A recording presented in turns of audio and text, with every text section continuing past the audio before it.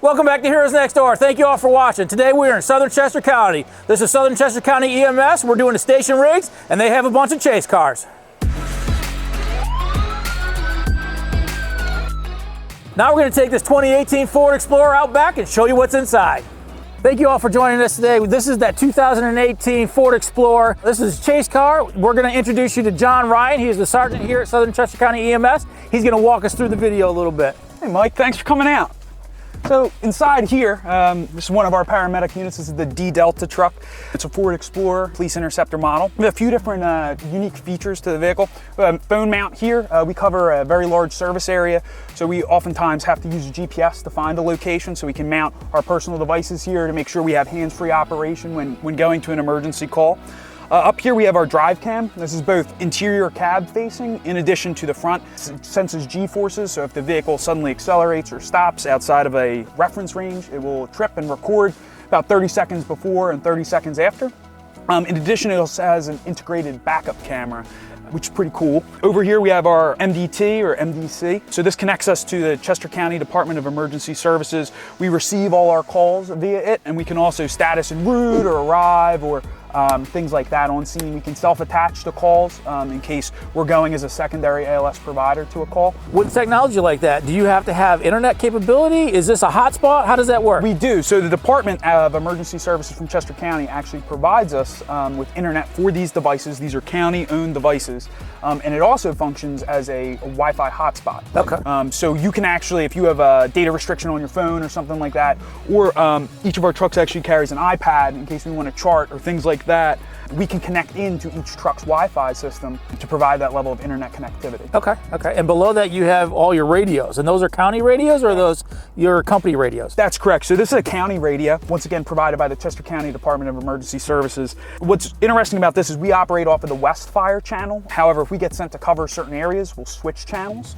But the county also provides each agency with their own interoperability channel. Okay. We have a 94 EMS channel that we can actually use to communicate unit to unit without doing it over the main broadcast. And Chester County has how many different, you said you're on the west, but they have what? I believe they have 3 main fire operating channels. That would be the west, the east, and the central. Okay. And then the police have different channels, and there's different interops channels and things like that. Okay. And the reason you need those kind of radios is you guys cover a wide area, right? We do. You cover multiple fire companies, assisting with them.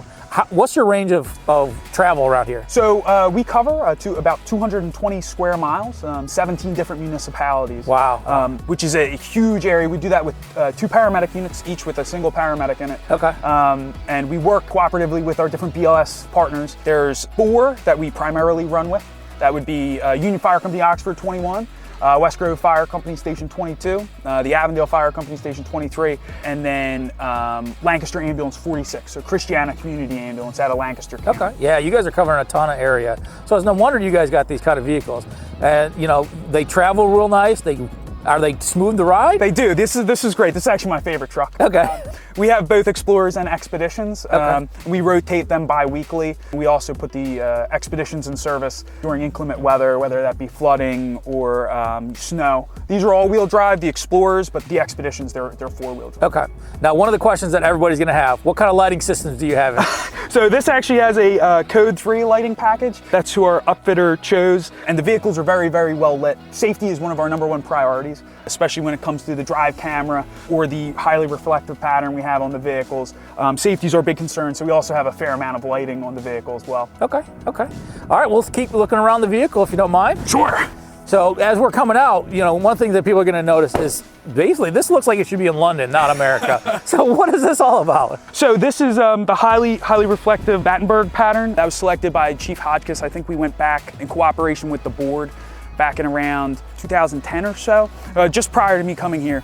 But one of the unique features of it is obviously this is all very highly reflective. Okay. It also says in very, very clear, bright red letters what we are and who we are. Right. We don't want there to be any miscommunication that we're law enforcement or something like that. Okay. Since we are driving around in vehicles that, you know, Yeah, this is a police essentially interceptor. a police interceptor pack. Yeah, Right, yeah, exactly. yeah. So we don't want anyone to be confused. It also makes us very visibly unique. Okay. Everyone can, in the area, they'll actually stop us. You see a patient, they see us pull up, they'll say, you work for Medic 94, I recognize the pattern. So it's really helpful when it comes to the safety aspect, but also for making us a unique branded organization. Right, you're actually setting a trend, because we went to Coatesville recently, they had a new truck, and they're starting to put the same kind of patterns on that. So it's working its way across. You guys are setting the pace for it. Makes us very happy. What do you got in the back seat? So the back seat, everything's typically secured. I pulled some of it out right here. This is typically where we have some of our PPE. So each Medic 94 staff member is assigned a gear bag right here, highly fluorescent. And we're issued turnout jackets, just like this one here, along with helmets, bulletproof vests. We're all issued. Mine's right back here. We have certain call criteria where we have to wear those vests. Any type of assault, shooting, stabbing, it's actually an organizational requirement that our employees have to don that. So in the old days, we always worried about car accidents and getting cut, so you had that, but times have changed, things are going on, so you have to have that protection. It's really cool that your organization is, taking that step forward and making sure you guys are protected. Not only just with the helmet, you have a bulletproof helmet, it looks like, you have your vest, but you also have the stuff for the regular stuff. The car accidents and those kind of things. Yep, and we try to be really proactive when it comes to the safety aspect of things. So as you can see, we have a regular fire scene type helmet here. And then we also have, as you pointed out, this bullet resistant helmet in addition to the technical rescue helmet. If for some reason we need to be involved in something where we need a little bit more flexibility, we can switch to that. Yeah, we've all seen, we get on, we take that helmet off and we set it down. We put it on the roof. Having another option so you can have that flexibility. I can tell you right now, I have climbed inside of some cars to provide patient care, and that helmet's never the one that I'm wearing, it's the other one, because that one just provides us a little bit, it's lighter, but it still provides safety and protection if we're in the vehicle. I noticed you got a charger for a portable radio, and you also have fire extinguishers. Do you guys fight fires, or? No, we carry that. It's a requirement from the Department of Health that we carry the fire extinguisher. But sometimes, based off of this rural demographic, we're only dispatched on advanced life support emergencies. So sometimes, if our BLS partners are already out on calls, we could be the first arriving unit. So whether there's some type of emergency in our vehicle, or we're the first arriving on a car fire with an entrapped patient or something like that, we carry an assortment of safety equipment, flares. Many of us carry window punches. I have one on the trauma shears that I carry, and that just allows us to be prepared for anything we might face as the single person to show up in the middle of nowhere, some type of emergency. Exactly. All right, well, let's keep making our way around the back. Real quick, you have a plug-in. Is this an electric vehicle too, or? It's not, but because of all the different equipment that we carry IV fluid warmers, the cardiac monitor, we carry IV pumps, in addition to all the electrical equipment that we carry. If we were just to leave this vehicle parked, it would drain down. So in order to power our cardiac monitor, make sure everything's ready to go when we receive a call for service, we have a shoreline system that we plug our vehicle into to make sure it stays charged at all times. That makes sense. So this is the work part of your vehicle. This is where everything comes out. You have a ton of stuff back here. Can you walk us through some of it? Sure. So the first thing is so this is actually a separate caged area of the vehicle. Going back to Medic 94's commitment to safety, we want to make sure that none of our equipment, if we were to be involved in some type of motor vehicle accident, would go flying forward and hit a provider and cause them, injury or illness. So this is completely a separate area of the vehicle, and it's bolted in. But this is 100% correct. This is the working part of the truck. This is where all the advanced life support equipment is, and we have quite a diverse range of equipment here to handle the different variety of calls we have. Now, a lot of our viewers don't really understand chase car versus MICU versus ambulance, that kind of stuff. We've explained it in a couple different videos, but I want to go over it again.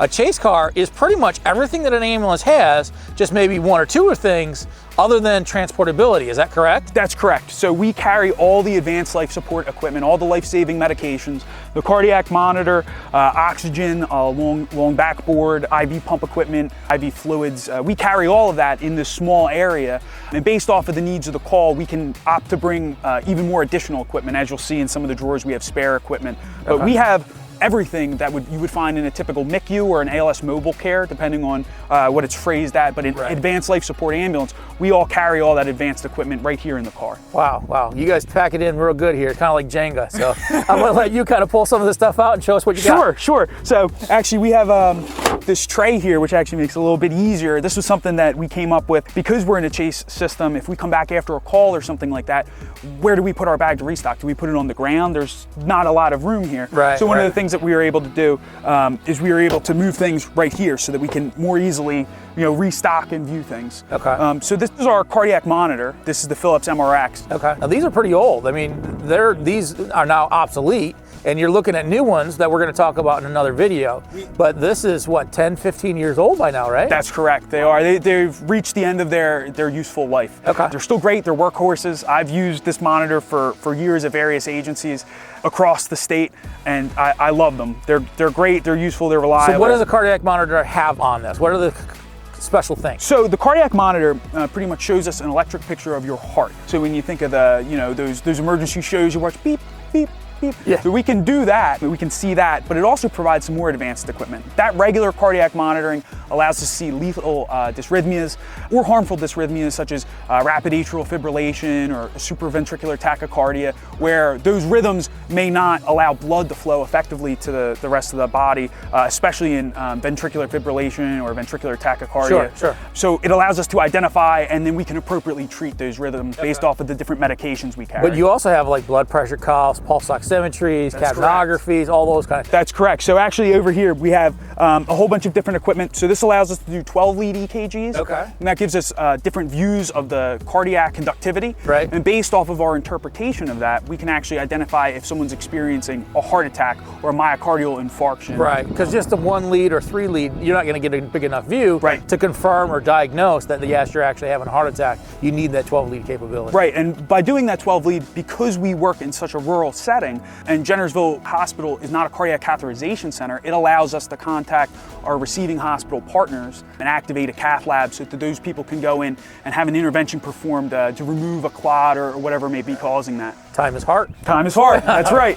We also have the end-tidal CO2 that allows us to interpret waveform, pretty much give us a deeper picture into how someone's breathing. Sure, whether it's bronchial spasm or PE or sepsis. Exactly, and it allows us to have that edge when it comes to coming up with a differential diagnosis. So we can say, hey, do we think this person has a history of COPD and congestive heart failure? Which one do I think it is? Is this bronchospasm? Is this, we don't know. We can use the different tools we have to help us. Very nice to have. Yeah, and so like I said, when we identify those lethal dysrhythmias, sometimes, or if you're in cardiac arrest in a ventricular rhythm, like ventricular fibrillation, where the heart is quivering, or ventricular tachycardia, where the heart is not beating appropriately, we may have to shock you. We may have to defibrillate you, that would be the term. So over here, you turn the monitor on and it turns on just with that knob, and then over here we have our manual defibrillation settings. Okay, so this is for those BLS providers out there or somebody that don't know, this is equivalent to an AED,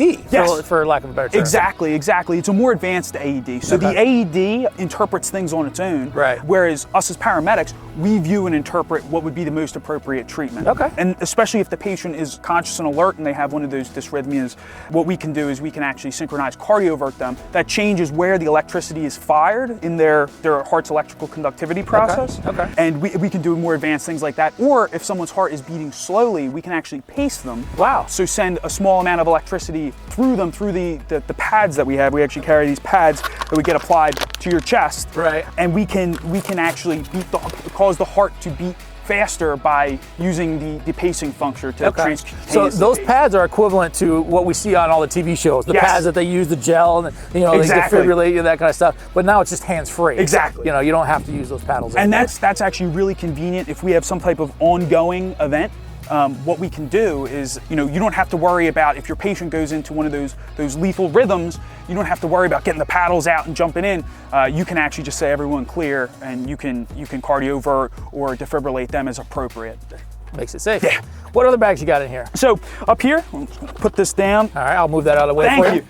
So up here, this is our pump bag. So because we cover such a large area, we actually have IV pumps. Okay. So once again, most of the time we see those on critical care transport trucks, but you're a 911 service that's carrying pumps. Right. It speaks a lot into the innovation that we try to practice here. It also comes down to the obligation that we have to our service area.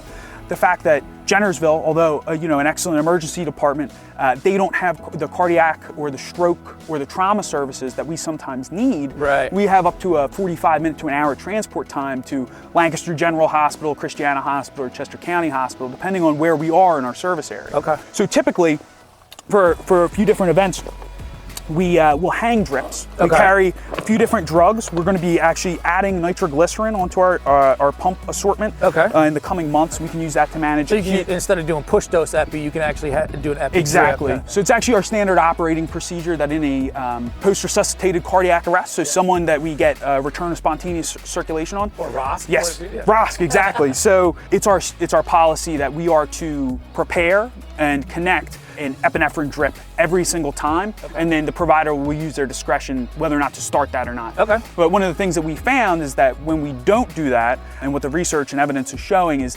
the probability of them going back into cardiac arrest or losing that pulse is the highest at that early part of the event. Okay. These are the Sapphire pumps we have. Each one of our trucks has one of these. What's really useful about that is typically in these more critical calls, we run two providers. We run two provider responses. So that means we now have we have two pumps available for us. Okay. So as recently as 3 weeks ago, I brought a patient to the hospital who's on both an epinephrine and an amiodarone drip. Okay. But we also carry diltiazem or cardizem drip in addition to the amiodarone and the epinephrine. And soon this summer we'll be bringing the nitroglycerin drip. Yeah. So those are pretty much all antiarrhythmic drugs. They want to make sure you're calming down the heart and doing what it's doing, so it pumps most efficiently. It's a very small device. It works pretty well. It looks like it connects to an IV pole or to the side of a stretcher, right? Yep. Okay. It does. So, one of the great things is that we can kind of just have these running, and we carry medication labels. Yep. Because in the case that we are running multiple drips, we need to be able to delineate which medication's running. You turn it on, it actually has all the medications and the typical volume concentrations that we would use built into the software. Nice. So we do that from an administrative end. So we can go in, we just start entering, let's say amiodarone, we start entering A, M, and it automatically knows, and then we just confirm the volume to be infused and the dose rate and whatnot. Okay. Very cool. Very cool to have. This is something that, like I said, we see a lot on critical care trucks, but having it on a 911 service, because you have those long transport times, is very forward-thinking and innovative for your community. Right, and this front module, the bag, also holds pediatric King Airways, in addition to nasogastric tubes. So this is our main house bag. So this always has to come with the provider no matter what. Anytime we transport someone by our policy, this bag has to come in addition to the cardiac monitor that we talked about earlier. This holds pretty much everything that we need on a daily basis. So up top. So that's why it's such a lot. If we're looking at it it looks huge. It's a big bag. But you have a lot of things in here. We do. So realistically, you're carrying one bag and your monitor. And then you can pretty much work a critical patient. Pretty much anything that we need, with the exception of, we refer to the pump bag classically as the critical care bag. Okay. So if we need to do any type of more advanced intervention, typically these things are coming into play later in the call. Right, so you can send someone out to go get it. Maybe exactly a fire right. guy or police say, hey, go get the blue bag, bring it back to the truck. That's exactly right. Perfect. So up top, we have our IV pouch, along with some refusal forms and a Braslo tape to help us with pediatric dosing. Yep. But up here we have an assortment of different IV catheters and a glucometer for assessing someone's blood glucose level, in addition to nitroglycerin and aspirin. Right. And typically, if we're seeing a cardiac chest pain patient or something like that, once we start an IV, we give them the aspirin. We can attempt to manage them via nitrates based off of what their 12 lead EKG looks like. Right. And you got all different sizes. You got little IVs or butterfly type IVs, all the way up to the big ones. We have tiny guys all the way up to the big boys. We carry up to 14 gauge needles. All right. We carry decompression needles in 14 gauge as well, in addition to those larger needles. And we're, the old days for trauma used to put a lot of big 14 gauge needles in people. That was the standard of care. Now we're seeing large bore IVs, a 16 or an 18 or a 14. We're seeing them actually more in the patients that we expect are going to need some type of resuscitation. We got septic patients we think are going to need blood products, patients that we think have the potential to go into cardiac arrest. Right. Those are the ones that we always, we try to get really good access. Right, because evidence-based medicine for us has changed over the years, saying, fluid resuscitation for trauma is not good because you're just diluting them. Right. You want to save what you can. So, but you guys are thinking about it and you're moving forward. What else you got to have inside? So this is the main compartment. So over here we have our airway equipment. So this is nebulizers. We carry both albuterol and duoneb in both a pipe form and in a mask form via a simple mask. Over here, this is our medication kit. Okay. And we carry a large amount of medication here. just because of the different types of emergencies we see here. Well, and the longer transports. You may have to go first, second, and third line. And you'll see that in our narcotics as well. We actually carry a high amount of narcotics just because we may need to manage someone's pain for an extended period of time. Right.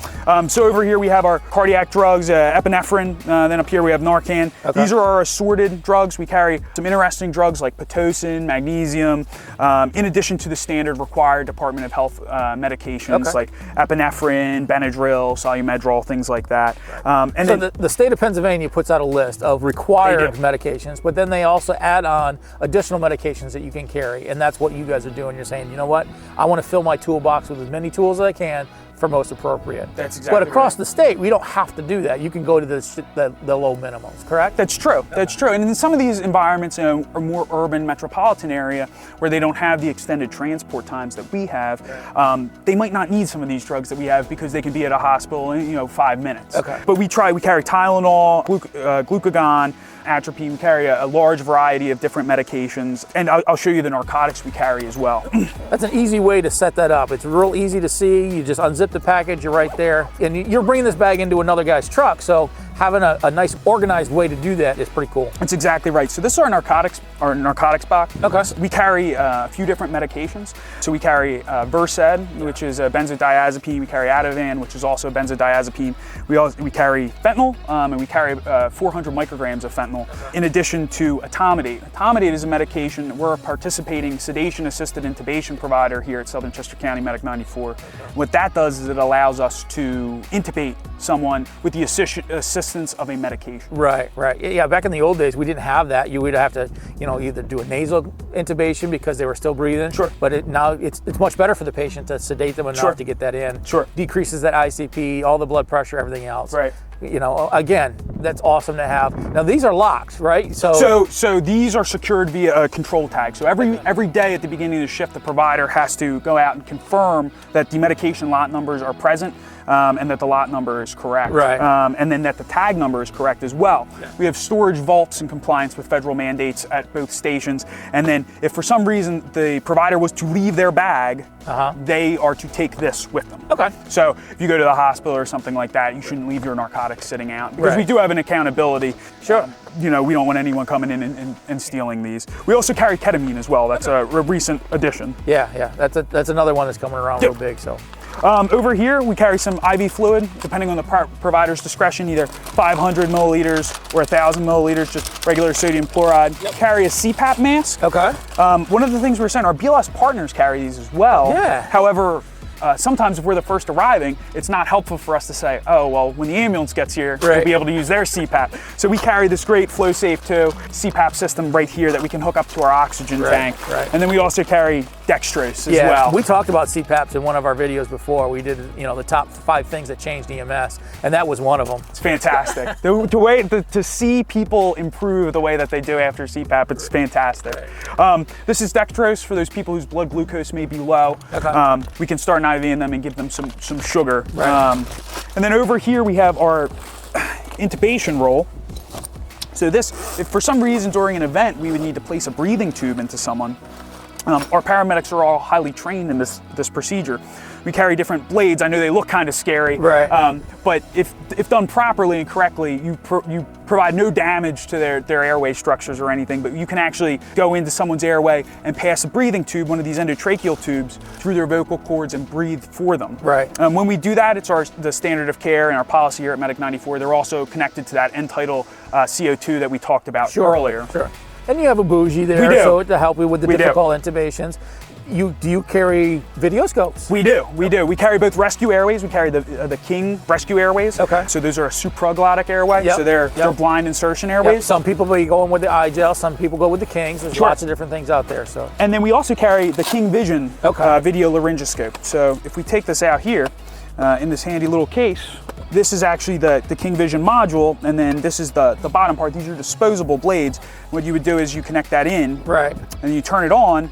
And then, as you can see there, as that screen turns on, you can see my hand down there, and then that allows us to actually visualize the patient's airway when we place the tube. Right. We've seen vastly improved success rates using the video laryngoscope. Right. Yeah. For many years, I've been in the business for 20, 25 years, and at one point they were talking about taking away intubations for us. But the fact that now we have the same technology that the doctors use in the hospital, the glide scopes, the King Visions, you know, our success rate in holding those have been huge. So again, a service that does this in a chase car type vehicle, that's huge. So I want to just say right now, we appreciate that. We appreciate you coming out. We're happy to have you. Over here, we carry our decompression and advanced airway stuff, whether we need to do some type of surgical airway or for some reason we need to do some type of chest decompression. If a patient has a chest wound and they develop a tension pneumothorax, we carry the advanced equipment over there. And then we just carry some additional drugs, a smaller normal saline bag, in addition to calcium and sodium bicarbonate over there. Sure. All right, we'll put this back together. You got some more stuff in here. We do. We'll try to keep this moving along for them a little bit. So as we're finishing up this bag, I hear you have one more piece of equipment that I like. It's called the IO. Do you carry that here? We do, we do. So the IO, or the drill as we call it, IO stands for interosseous infusion. So what that is for some reason we're unable to gain IV access to give some of these life-saving medications. We can actually gain access through their bone. So the bone is obviously very hard, so we carry this special drill, which is you see me holding right here. And what this does is it allows us to drill a needle into the patient's bone and then give medication that way through the vasculature inside of their bone. Right, that's a very quick way to gain access. It is. It's a last resort for those more critical patients. Right. But when they're very, very sick and you need access quickly, it can turn into a frontline. Or in a cardiac arrest where you don't have blood flow, it's going to be very hard to find an IV line because you don't have blood flow.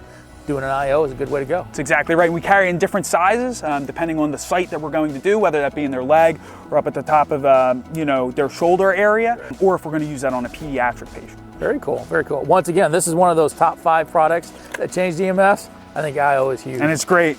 And that pretty much finishes. Here we have some COVID stuff that got added onto our bags when COVID started. In addition to this brown bag, this actually contains Tupperware containers of different medications and IV catheters we may use commonly for COVID. Rather than us bringing this whole bag into the patient compartment, we would put this in the front of the ambulance, bring this bag so we didn't have to decontaminate all of our equipment unnecessarily. So we had to change. When COVID hit, you have to kind of change what's going on.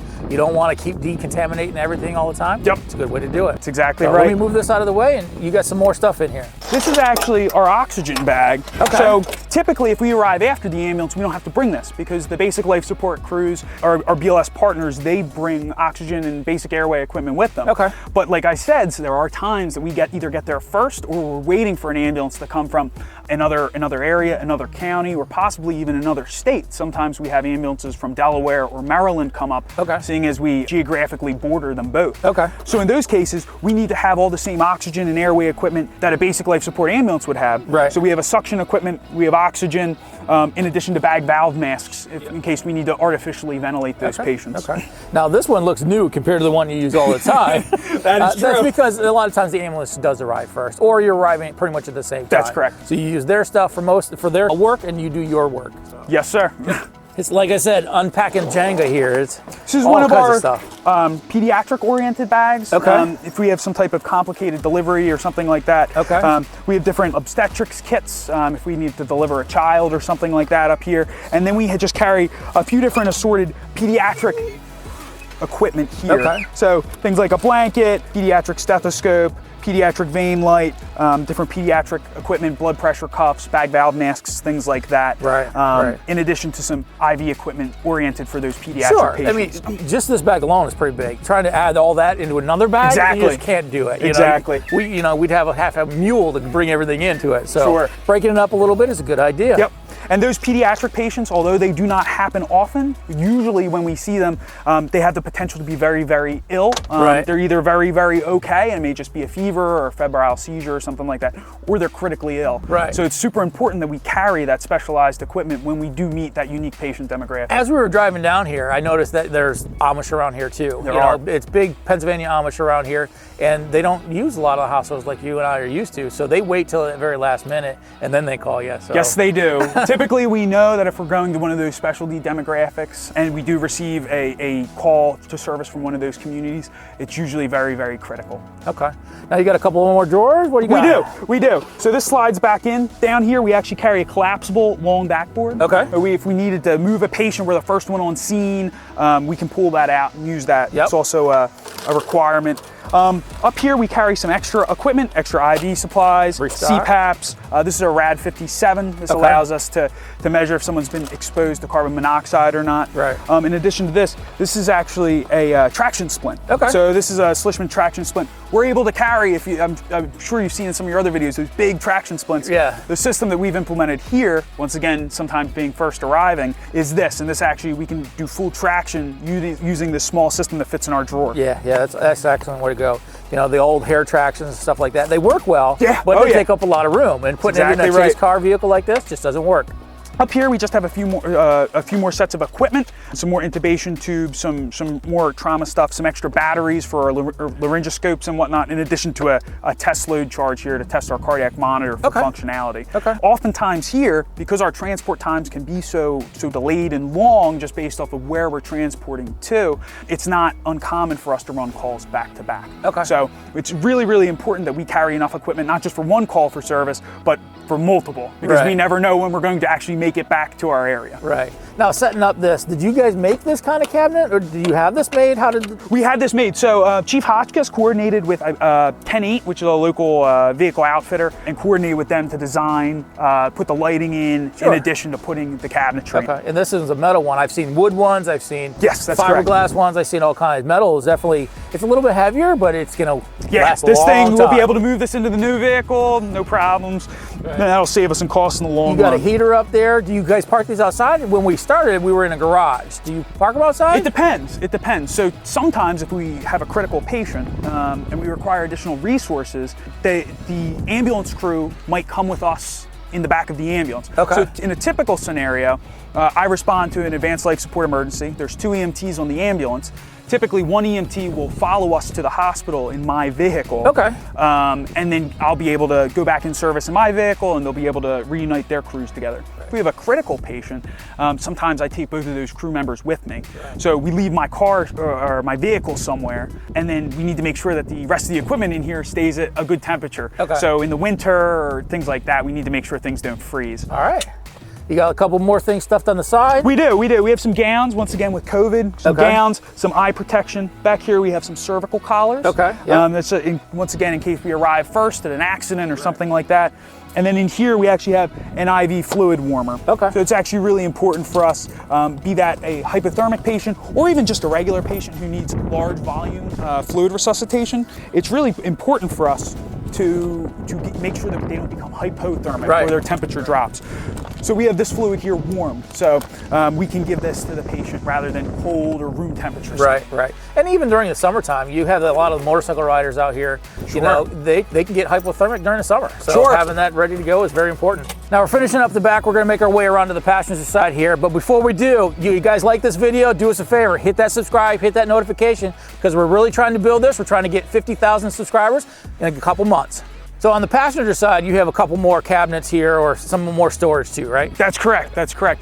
Like I said, the back was kind of the meat and potatoes. This just has some extra equipment in it, and I'll go over it briefly, but we carry road flares. In addition to some extra bandaging equipment here, we also carry a sheet that we can actually use to move people, a people mover, a life jacket in case we have any operations near water, which we occasionally do, and then an assortment of gloves, a flashlight, an extra oxygen tank. One of the other unique things that we carry though, and Chief Hotchkiss actually had seen this somewhere and tasked us with creating it, is this is, hopefully we never have to use it, but this is a trauma bandolier for like an active shooter type scenario. So we can actually throw this over our shoulder, and then it carries all the life-saving trauma equipment that we would need for that type of event. So we carry. If we go back to history a little bit, you're not too far from where the Amish shootings were happening. So we're not. We're not at all. You're definitely being prepared and having that. It's something that we never want to think about or deal with, but we want to make sure we're handling it. So having something like that, you have what, tourniquets, quick clots? Tourniquets, quick clot, different types of trauma dressings, decompression needles. Additionally, we have large chest seals in these larger containers, and then we also have triage tags in case we need to make those triage decisions. It's a harsh reality we have to deal with but we'd much rather be prepared. You know, hopefully that event never happens. Exactly. But in case it does, we'll be there with the right equipment. Right, right. And all your residents should feel very comfortable that, you know, not only the BLS this year, but this advanced life support with that kind of technology is helping out. All right, last but not least, I'm going to talk about the front of this vehicle, because this is the powerhouse. This is the 3.5 liter that runs these things. These things are pretty quick. It does get up and go. I'm going to pop open the hood and show you. So, you know, it's not always all about speed. It's about getting there smooth and reliability. You have all Fords in your fleet. That's correct. That's a testament to the reliability of Fords. So in here, you got your 3.5 liter. This is non-turboed, but they make a turboed version, but it's very reliable, easy to work on. Maintenance is easy, an excellent powerhouse for a chase car. So. Yeah, like I said, I love this truck. I love everything about it. I love the vehicles that we have. We're very, very fortunate that we have very good and reliable equipment here, great clinical equipment. And all in all, the organization just provides us a great platform to do our best as providers. With good equipment, a good way to get there, to be visible, you know, kind of that commitment to safety and clinical innovation, it really sets our providers up for success. Well, I thank you for inviting us out. We want to go back, look at your station just a little bit, and then we'll close it up. Sure. So we're back in the station now. We're running into the chief here. This is Bob Hodgkins. You're the chief executive director and the EMS chief, correct? Yes. So one of the things that have been questioned on our site is, you know, what's the difference between a chase car and a MICU? We addressed that a little bit. You guys chose to go with chase car. How did you guys get started? We got started in 1983. The county was beginning to get its advanced life support service going, and the hospitals were the initiators of the advanced life support service. So the southern part of the county did not have advanced life support. There was Westchester and Coatesville. What happened then, there was determined to be a collaboration between the stakeholders, the West Grove, Oxford, Avondale, and Kennett ambulances, and the hospital to put together a paramedic unit here. And through about a year of processing and meetings, and they determined to do this collaboration, and start of Medic 94, which started October 15th of 1983 was when we did our first call. Okay. At that point, Medic 94 was formed as part of the hospital. We were a subsidiary corporation of the hospital. And we're connected to the hospital right now. And we're connected to the hospital. Our station remains since day one. We've always been based here at Southern Chester County Medical Center, which is now Jennersville Hospital. But you're not part of the hospital. We're not part of the hospital. In 2001, we formally broke away from the hospital, but we remain here, and they're true partners in healthcare with us, and we have a fantastic relationship with the hospital here. And when this whole area, this whole garage, and the whole emergency room was built in 1995, they went out to the community and raised money for it. Okay. And one of the things they raised money for was not just a new emergency room, was the paramedic unit also. So funds were generated, and part of the fundraising allowed us to build this station here. Okay. Right now we have this 2-bay garage, which is our headquarters, and also where Medic 94-1 is based, which handles the western part of our district. And you have offices here. We have offices here, right off the emergency room. Yeah, so there's a chief's office. What other rooms do you have back there? We have an office for our EMS sergeants, who are operational leaders. We have an office for myself. We have an office for our staff, paramedic, that's based here. We also have our training supplies and our main hub of equipment here.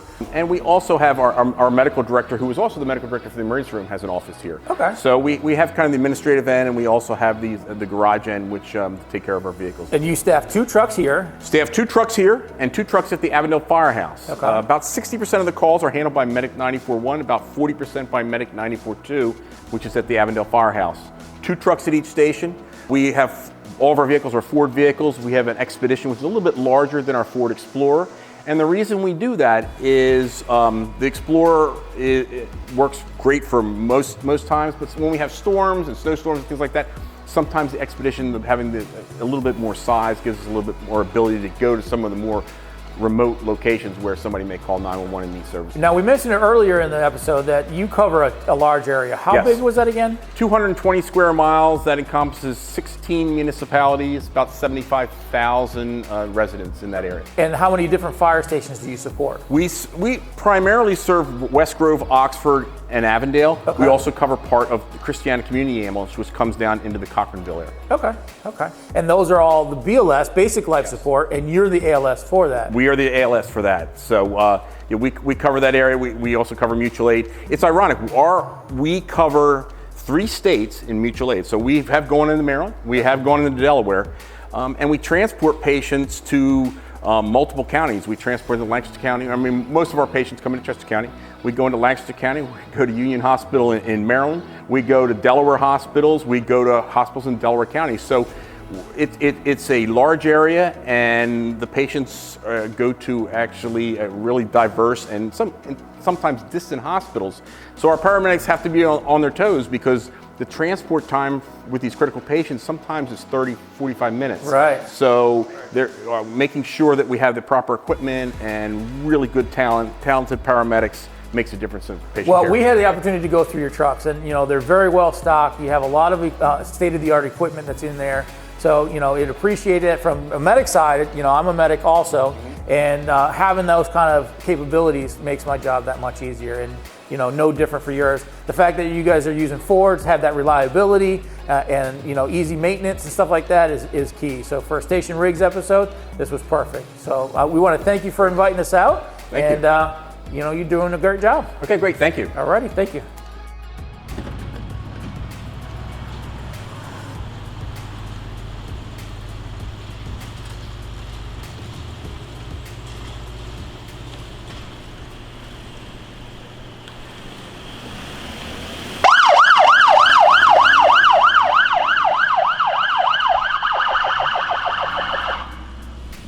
Once again, this is Heroes Next Door. This was Station Rigs with Southern Chester County EMS. Check them out on their website. Do us a favor, hit that subscribe, hit that notification, because we're trying to hit that 50K mark in a couple months.